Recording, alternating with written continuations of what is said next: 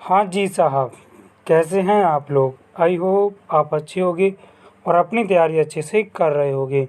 Student, आज की class में हम डिस्कस करने जा रहे हैं क्लास 12 केमिस्ट्री लेसन 7 के बारे में। लेसन 7 आपका क्या है? लेसन 7 है पी ब्लॉक के तत्व। पी ब्लॉक के तत्व में से जो 30% की कमी की गई, उसी के साथ ये वीडियो हम लेकर आए हैं, ठीक है।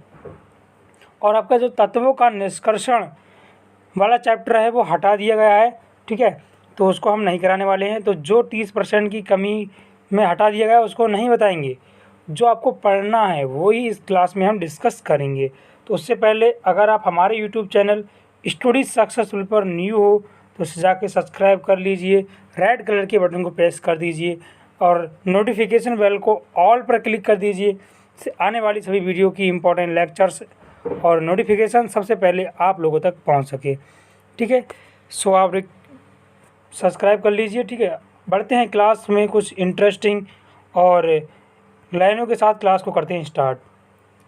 मंजिल मिले या ना मिले, मंजिल मिले या ना मिले ये तो मुकद्दर की बात है। मंजिल मिले या ना मिले ये तो मुकद्दर की बात है, और हम कोशिश भी ना करें ये तो गलत बात है, ठीक है। क्लास को करते हैं स्टार्ट। यहाँ पर आप पहला क्वेश्चन देख पा रहे होंगे। केमिस्ट्री की क्लास होने वाली है, जैसे कि मैंने ऑलरेडी बता दिया है। अमोनिया की क्लोरीन से अभिक्रिया कैसे होती है इसको एक्सप्लेन कीजिए, ठीक है जी। अमोनिया की क्लोरीन से किस प्रकार से रिएक्शंस होती है। ये रिएक्शंस 2014 में आई हुई है। आप देख सकते हो कितना इंपॉर्टेंट क्वेश्चंस यहाँ हम डिस्कस कराने वाले हैं। तो पहला क्वेश्चन भी जो इम्पोर्टेंट है, तो आप अंदाज़ा लगा सकते हो कि इसमें पूरी क्लास में कितने ज़्यादा इम्पोर्टेंट क्वेश्चंस होने वाले हैं। सो आपसे रिक्वेस्ट है, वीडियो को पूरा वॉच जरूर कीजिए। अगर पसंद आए तो इसको लाइक ज़रूर कीजिए और अपने दोस्तों के साथ इस वीडियो को शेयर कीजिए।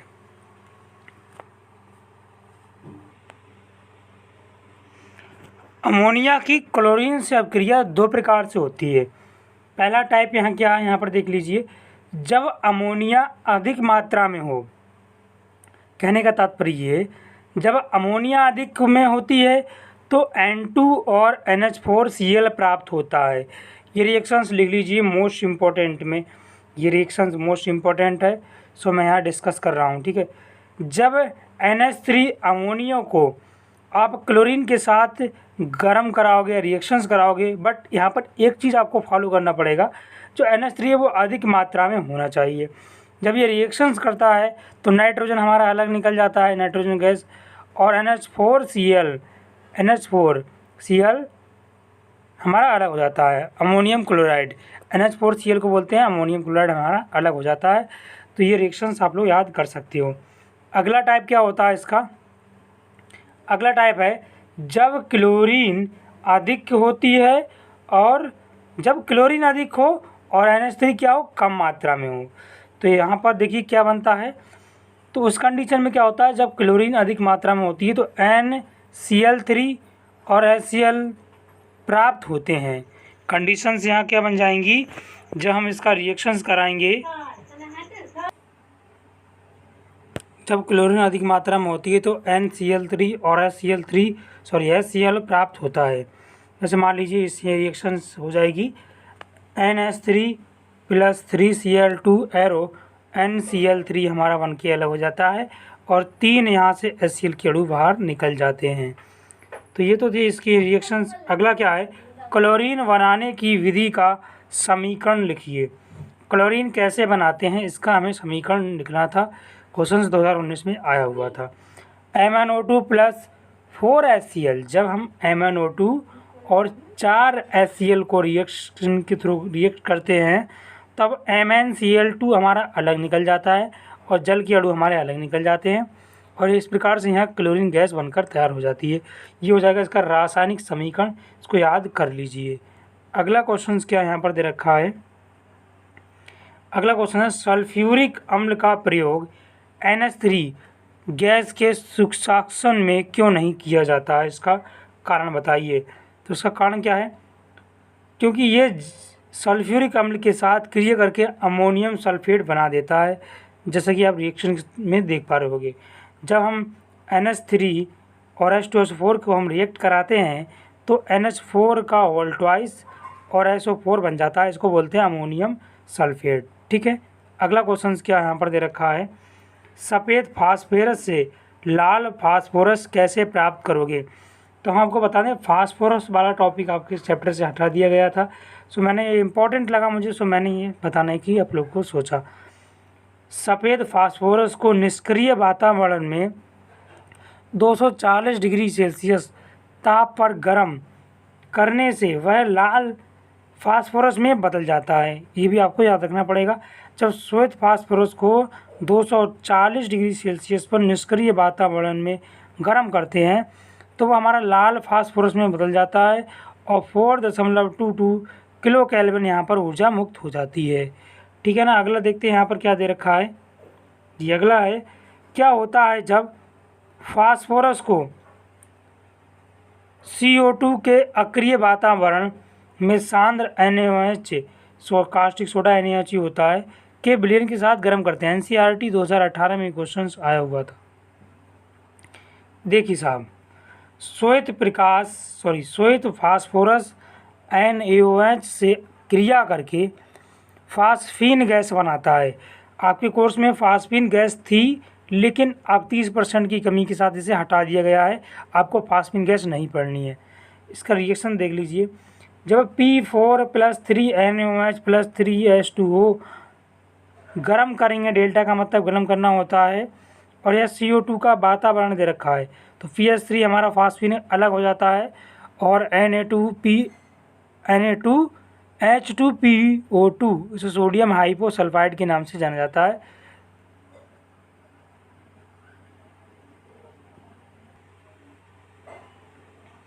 अगला है, तनु विलयन बनाने के लिए H2SO4 में जल क्यों नहीं मिलाते हैं।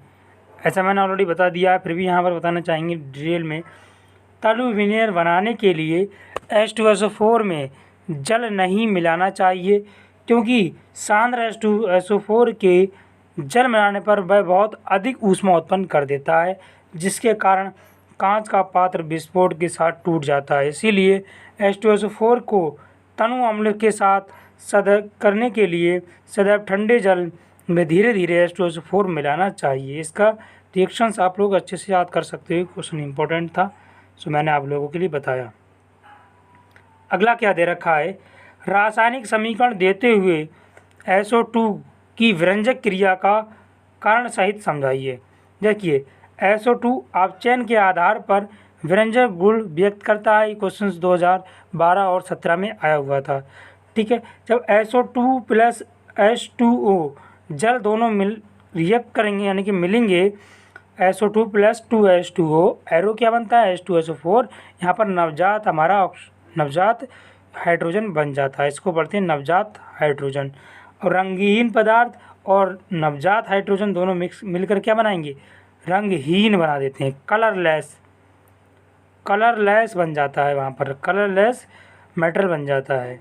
ठीक है, ये समझ में आ गया होगा। अगला देखते हैं, अगला क्या है, क्या होता है जब H2S को फेरिक सल्फेट के विलयन में प्रवाहित करते हैं तो क्या होता है, H2SO4 प्राप्त होते हैं। जैसे H2S की बात कर रहा है, फेरिक सल्फेट का विलयन होता है Fe2SO4 का होल थ्राइस।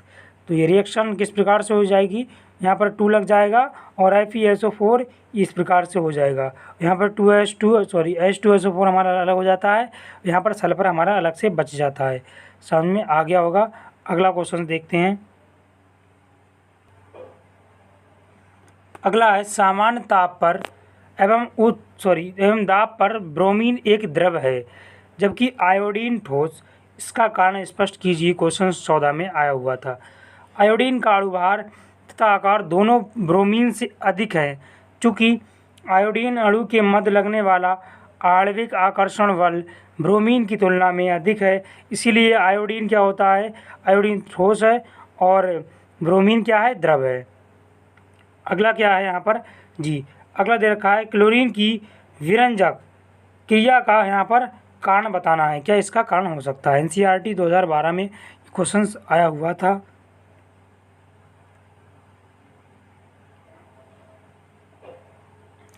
तो इस प्रकार से यहाँ समझ सकते हो, जब क्लोरीन की विरंजक क्रिया, Cl2 का मतलब क्लोरीन की विरंजक क्रिया ऑक्सीकरण के कारण होती है, तो नमी, अथवा बोल सकते हो नमी को, अथवा आप ऐसे भी लिख सकते हो कि जलीय विलयन की उपस्थिति में Cl2 नवजात ऑक्सीजन मुक्त करती है, नवजात ऑक्सीजन मुक्त करती है। जैसे यहाँ पर देख सकते हो, जब क्लोरीन और जल को हमने रिएक्ट कराया तो हमारा HCl बन गया और यहाँ पर नवजात ऑक्सीजन यहाँ बनकर तैयार हो जाएगा।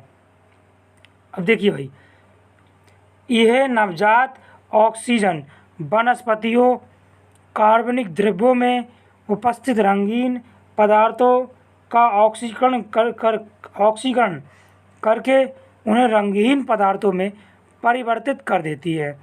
जैसे मान लीजिए रंगीन पदार्थ प्लस ऑक्सीजन का हमने यहाँ पर कराया, जिस प्रकार से ये रंगहीन पदार्थ बन गया। ऐसा रिएक्शन मैंने अभी आपको बताया है, ठीक है। अतः क्लोरीन की विरंजक क्रिया ऑक्सीकरण के कारण होती है। जो क्लोरीन की विरंजक क्रिया होती है वो ऑक्सीकरण के कारण होती है। नेक्स्ट क्वेश्चन इसको इस प्रकार से दे रखा है, HF क्या है? एक द्रव है, जबकि HCl एक गैस है। क्यों ऐसा क्यों होता है, कारण बताइए। या ऐसे भी क्वेश्चन आया हुआ था, दोनों 18 में आए हैं। HF एक द्रव है, जबकि अन्य हाइड्रोजन हैलाइड गैसीय अवस्था में पाए जाते हैं। क्यों, इसका भी रीजन आपसे पूछा था। तो HF के अणुओं का हाइड्रोजन बंधों द्वारा संगुणन हो जाने के कारण ये द्रव है, जबकि HCl के अणुओं के मध्य हाइड्रोजन बंध नहीं बनते हैं। जो HCl होता है उसमें हाइड्रोजन बॉन्ड नहीं बनता है और HF होता है उसमें हाइड्रोजन बॉन्ड बन जाता है, ठीक है। इसीलिए इसका ये भी कारण हो जाएगा। इस प्रकार ये गैस हो जाता है, ठीक है। अगला क्या है, अगला इसी से रिलेटेड है, बट इसका थोड़ा टाइप चेंज कर दिया है। टाइप क्या चेंज है, जैसे HCl का क्वथनांक HF से कम होता है, क्यों, इसका कारण बताइए। बिल्कुल वैसा ही क्वेश्चन है। हाइड्रोजन हैलाइडों के क्वथनांक HCl से HI तक बढ़ते हैं। जो हाइड्रोजन हैलाइड होते हैं, हाइड्रोजन का मतलब H, हैलाइड का मतलब X। X बराबर क्या होता है, FCl जो होते हैं वो X होते हैं, X फॉर हैलाइड। से क्रिया से HCl तक बढ़ते हैं। HF का क्वथनांक अंतराणविक हाइड्रोजन आबंधों के कारण अब समान रूप से सबसे उच्च है। तो आप समझ सकते हो इस क्वेश्चन के लिए। अगला यहाँ पर क्या दे रखा है, अगला ये जो रिएक्शंस मैं बताऊंगा सबसे मोस्ट इम्पॉर्टेंट रिएक्शंस है, यहाँ नोट डाउन कर लीजिए जी। हेनजेन क्लेवर विधि द्वारा ब्लीचिंग पाउडर का निर्माण कैसे करोगे, इसका हमें छोटा सा रिएक्शंस देना है। 18 में ये क्वेश्चन शॉर्ट में पूछा गया था। हेनजेन क्लेवर विधि में ब्लीचिंग पाउडर का निर्माण भुजे हुए चूने और क्लोरीन की क्रिया करके किया जाता है। यहाँ पर अभिक्रिया का समीकरण इस प्रकार हो जाएगा, CaOH का होल ट्वाइस, ये भुजा चूना हो गया, क्लोरीन हमारा ये क्लोरीन हो गया। जब इसको रिएक्ट कराओगे तो CaOCl2 ब्लीचिंग पाउडर बन जाएगा, यहाँ से जल हमारा अलग हो जाएगा, ठीक है। समझ में आ गया होगा। अगला यहाँ पर क्या दे रखा है, अगला है उत्कृष्ट गैसों के परमाणविक आकार तुलनात्मक रूप से बड़े क्यों होते हैं, इसको समझाइए, है ना। या ऐसे ही बोल सकते हो, उत्कृष्ट गैसों का आणविक आकार हैलोजन से बड़ा होता है, क्यों, इसको आपको एक्सप्लेन करना है। देखिए इसको हम कैसे एक्सप्लेन करते हैं, देखिए भाई स्पष्ट रूप से सॉल्व कराएंगे। उत्कृष्ट गैसों की परमाणविकता त्रिज्या अपने संबंधित आवर्तों में सबसे अधिक होती है। इसका कारण ये है कि उत्कृष्ट गैसों की त्रिज्या केवल वांडरवाल्स त्रिज्या होती है।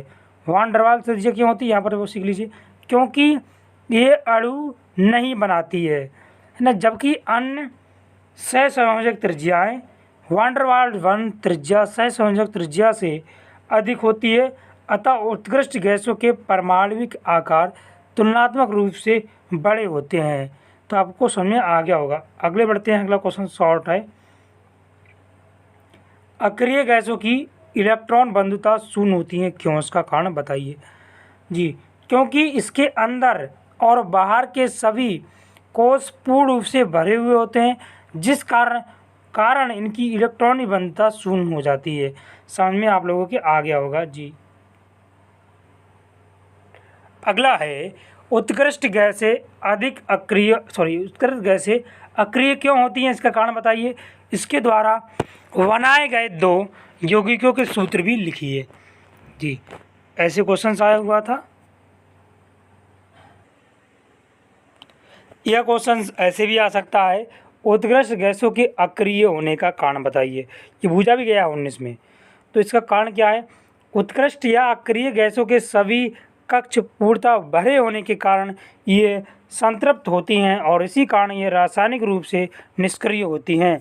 इस तत्वों की आयनन विभव स्थायी इलेक्ट्रॉन कक्षा में होने के कारण ये उच्च होते हैं, अतः ये रासायनिक क्रिया में भाग नहीं लेते हैं। इनके द्वारा बनाए गए 2 यौगिक क्रमशः WHE व Ar6H2O हैं। यौगिक भी आपको याद करने हैं, WHE2 प्लस व Ar6H2O, यहाँ पर ये आपको याद कर लेने हैं। अगला क्या है, अगला यहाँ पर दे रखा है जी, उत्कृष्ट गैसों के आयनन विभव के मान उच्च होते हैं क्यों, इसको स्पष्ट कीजिए। 2013 और 2015 में आया हुआ था ये क्वेश्चन। तो उत्कृष्ट गैसों के उच्च आयनन विभव इनके छोटे आकार के कारण होते हैं। इनके जो आकार होता है, इनका जो आकार होता है, स्पेस होता है, वो कैसा होता है, बहुत ही ज़्यादा छोटा होता है। SPAC स्पेस कैसा होता है, यहाँ पर बहुत छोटा हो जाता है, इस कारण ऐसा होता है। देखिए यहाँ पर अगला क्वेश्चन भी इसी से रिलेटेड यहाँ पर दिया गया है कि हीलियम और नियॉन फ्लोरीन के साथ अभिक्रिया नहीं करता है क्यों, इसका कारण बताइए। तो यहाँ 17 में क्वेश्चन आया हुआ था, हीलियम और नियॉन के फ्लोरीन के साथ यौगिक न बनाने के प्रमुख कारण इस प्रकार हो सकते हैं। पहला छोटा आकार होता है, दूसरा डी कक्षक की अनुपस्थिति होती है, तीसरा यहाँ पर क्या हो जाएगा, उच्च आयनन ऊर्जा वहाँ पर उपस्थित होती है। अगला क्वेश्चन यहाँ पर क्या दे रखा है जी, अक्रिय गैसों में सबसे अधिक यौगिक बनाने वाली अर्थात सबसे अधिक क्रियाशील गैस का नाम बताइए। इसके कोई भी 2 यौगिक के सूत्र लिख दीजिए। सबसे अधिक क्रियाशील कौन सा है, जीनॉन।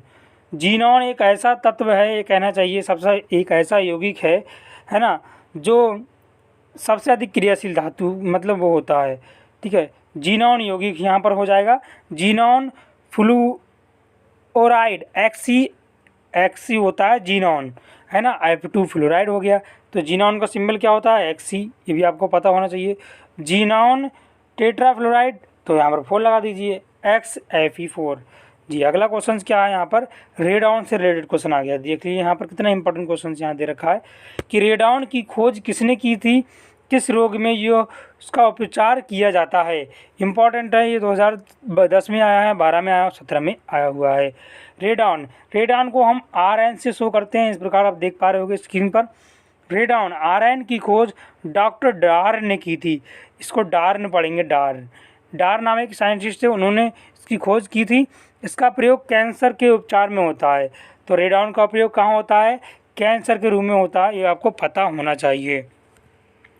अगला क्वेश्चन क्या दे रखा है डियर स्टूडेंट, अगला यहाँ पर दे रखा है कि 88 रेडॉन 226 से प्राप्त होने वाली अक्रिय गैस का नाम बताइए और इसका प्रमुख सूत्र भी लिख दीजिए। तो देखिए 12 और 18 में क्वेश्चन आया हुआ था।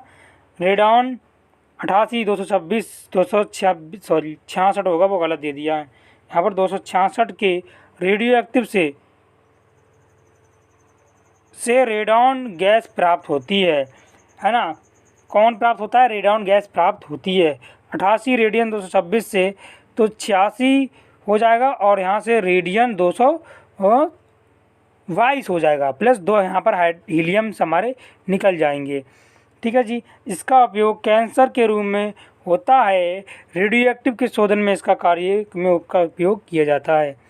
अगला क्वेश्चन है यहाँ पर दे रखा है, क्लाइवाइट खनिज में कौन सी अक्रिय गैस पाई जाती है, इसका गैस का एक उपयोग लिखिए जी। तो ये 18 में आया हुआ था। क्लीवाइट खनिज में हीलियम गैस पाई जाती है। यह गैस वायुयान टायरों में भरी जाती है। तो पता होना चाहिए हीलियम गैस होती है, हीलियम। ये कंपटीशन का क्वेश्चन यहाँ पर डिस्कस कर रहे हैं हम आपसे। जो हीलियम गैस होती है वो वायुयान के टायरों में, तो वायुयान आपने देखा होगा कि वायुयान के जो टायर होते हैं उनमें हीलियम गैस भरी जाती है। तो यहाँ पर इसे आप याद कर सकते हो, वायुयान के टायरों में हीलियम गैस भरी जाती है। गारंटी कर ले रहा हूँ मैं आपसे, अगर पूरा वीडियो वॉच करोगे तो ये क्वेश्चंस आपको चुटकियों में याद हो जाएंगे, है ना। इसीलिए बोल रहा हूँ पूरा वीडियो वॉच कीजिए। अगर नया हो तो चैनल को सब्सक्राइब जरूर कीजिए। निम्नलिखित यौगिकों को बनाने की विधि लिखिए आवश्यक समीकरण देते हुए। पहला है सोडियम थायोसल्फेट, दूसरा है फास्फोरस टेट्राक्लोराइड, तीसरा है जीनॉन टेट्राफ्लोराइड। 18 में क्वेश्चंस आए हुए थे।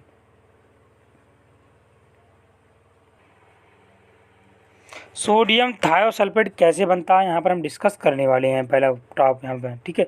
सोडियम कार्बोनेट और सोडियम सल्फाइड युक्त विलयन में सल्फर डाइऑक्साइड गैस की धारा प्रवाहित कराने पर सोडियम थायोसल्फेट बन जाता है। ये आपका क्या है, NO2CO3 सोडियम कार्बोनेट हो गया, Na2S सोडियम सल्फेट हो गया, और सल्फर डाइऑक्साइड यहाँ पर रिएक्ट कराएंगे। तो रिएक्शंस भी आपको लिखना है, क्योंकि केमिस्ट्री में बिना रिएक्शंस के नंबर नहीं मिलते हैं, आपको पता होना चाहिए। यहाँ पर 3Na2 और H2O3 बन जाएगा और हमारा कार्बन डाइऑक्साइड गैस बाहर निकल जाती है। जो Na2H2 और O3 है इसको बोलते हैं सोडियम थायोसल्फेट।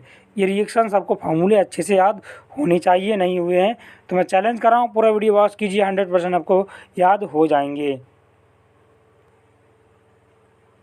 अगला है फास्फोरस ट्राइक्लोराइड।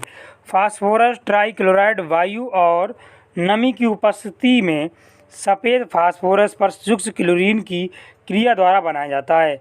सफ़ेद फास्फोरस का फॉर्मूला होता है P4, और जब क्लोरीन की हम इसमें रिएक्ट कराएंगे तो 4PaCl3 हमारा बन के तैयार हो जाता है। आपकी जानकारी के लिए बता दें, आपके सिलेबस से PCl3 और PCl5 का निर्माण हटा दिया गया है, तो उसको आपको नहीं पढ़ना है, ठीक है। अगला है जीनॉन टेट्राफ्लोराइड, है ना। जीनॉन तथा फ्लोरीन के 1:5 के मिश्रण को 400 डिग्री सेल्सियस ताप पर एवं 6 ATM दाब पर अभिकृत कराने पर जीनॉन टेट्राफ्लोराइड बनाता है।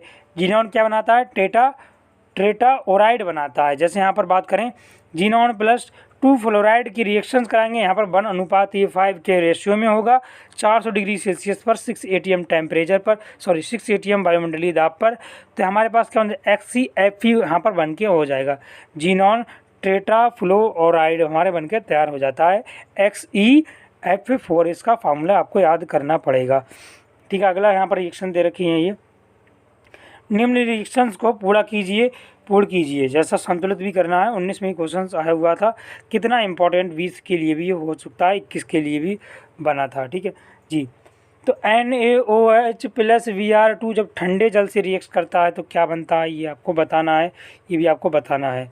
देखिए भाई, जब इसका हम रिएक्ट कराएंगे तो Na हमारा ये रहा, Br ये रहा, NaBr बन जाएगा।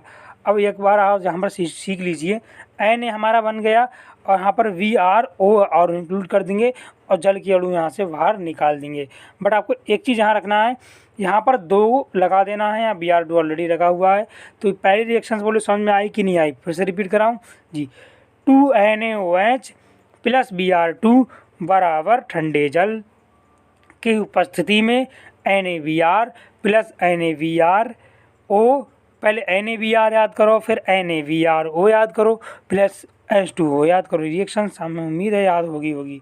अगला क्या है, जब जीनॉन को हमने रिएक्ट कराया जल के साथ तो XeF4 जीनॉन जल के साथ रिएक्ट करता है।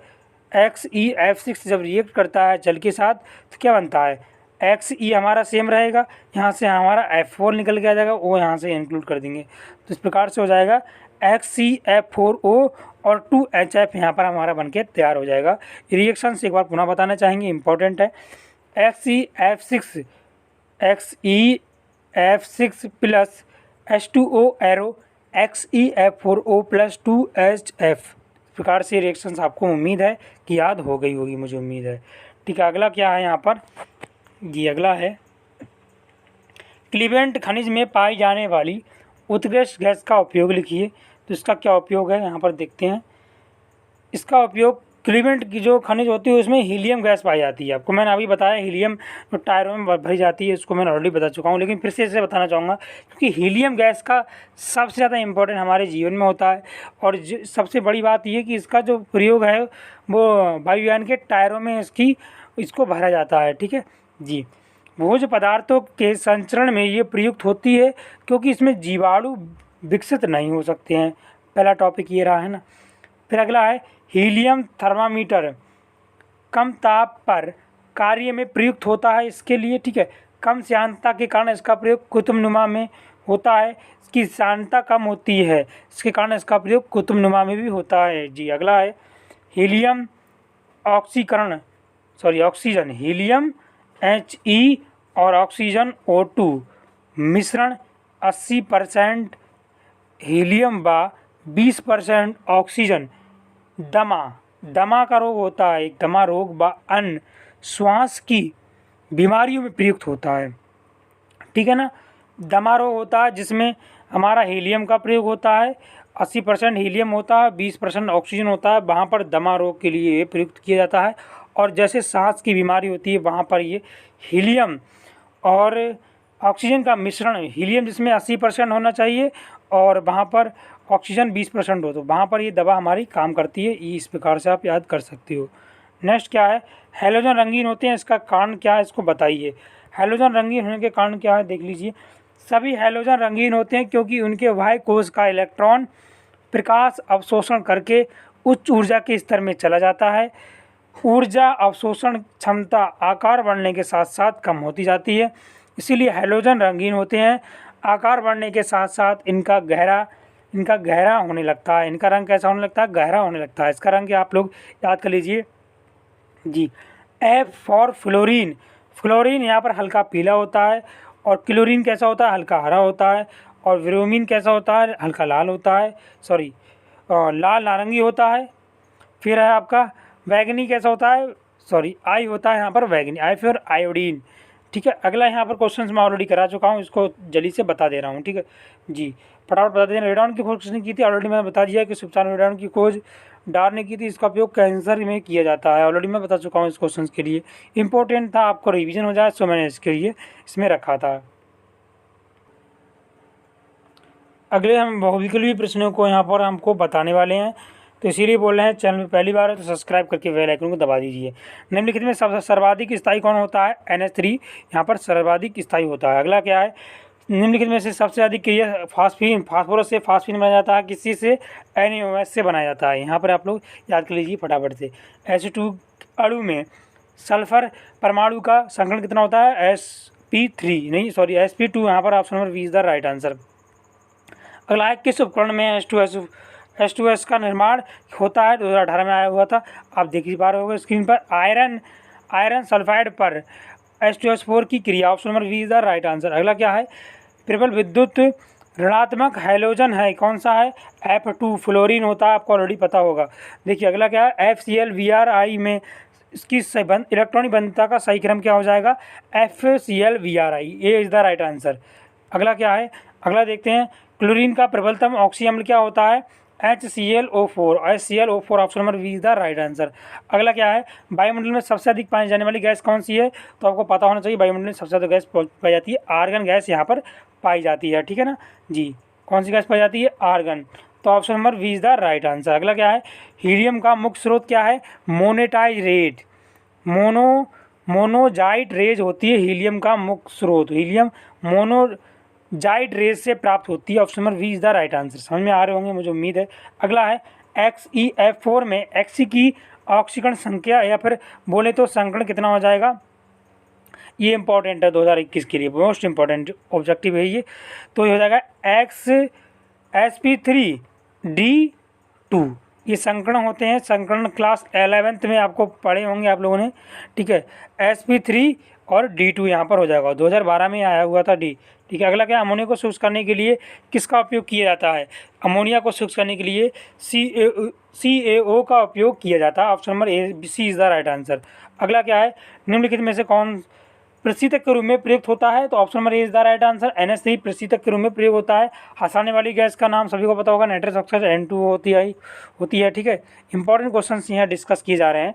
नाइट्रोजन स्थिरीकरण में आवश्यक तत्व कौन सा होता है? एमओ होता है यहाँ पर। ठीक है, अगला कौन सा है? SO2 अणु में सल्फर परमाणु की संकरण कितना हो जाएगा? sp2 हो जाएगा। संकरण से भी रिलेटेड क्वेश्चन आपके बोर्ड एग्जाम में आ जाते हैं, 11th का टॉपिक है, बट आपको अच्छे से याद रखना है। सफ़ेद फास्फोरस को किस द्रव्य में दबा के रखते हैं? तो बच्चे यहाँ पर कैरोसिन लगा सकते हैं, बट ये गलत हो जाएगा। सफ़ेद फास्फोरस को जल में डुबा कर रखते हैं, जल में। Option number A is the right answer. अगला क्या है? वायुमंडल में सबसे अधिक पाई जाने वाली अक्रिय गैस कौन सी होती है? तो अगला जो टॉपिक है, वायुमंडल में सबसे ज़्यादा पाई जाने वाली अक्रिय गैस कौन सी होती है? तो ये सबसे मोस्ट इम्पॉर्टेंट है और आज की वीडियो का सबसे इम्पॉर्टेंट क्वेश्चन है ये। सबसे ज़्यादा वायुमंडल में कौन सी पाई जाती है? आर्गन गैस पाई जाती है, आर्गन, है ना। तो आज की क्लास में बस इतना ही। कैसा लगा आज का क्लास? कमेंट करके ज़रूर बता दीजिए, है ना, कमेंट करके ज़रूर बता दीजिए। और ऐसे ही इंटरेस्टिंग और एजुकेशन से रिलेटेड वीडियोस को देखने के लिए आप हमारे यूट्यूब चैनल स्टडी सक्सेसफुल को सब्सक्राइब कर लें, है ना, और साथ ही बेल आइकन को दबा दें, जिससे आने वाली सभी इंपॉर्टेंट क्लास का नोटिफिकेशन सबसे पहले आप लोगों तक पहुंच सके, है ना, जिससे आप वीडियो को वॉच कर पाएँ, है ना। तो अगर आप लोग चाहते हो इन क्वेश्चनों का PDF लेना, तो उसका मैं लिंक डिस्क्रिप्शन में दे दूंगा, वहाँ से आप इस PDF को डाउनलोड कर सकते हो, है ना। इसका पार्ट 1 अगर आप लोगों ने नहीं देखा है, अगर आपने केमिस्ट्री की वीडियो नहीं देखी तो उनका भी लिंक मैं डिस्क्रिप्शन में दे दूंगा, वहाँ से आप वॉच कर सकते हो। सभी वीडियो आपको डिस्क्रिप्शन बॉक्स में मिल जाएंगी, है ना। मैथ का वीडियो भी आपको डिस्क्रिप्शन में मिल जाएगा। तो आज की क्लास में बस इतना ही। Thanks for watching my video all friend and all student.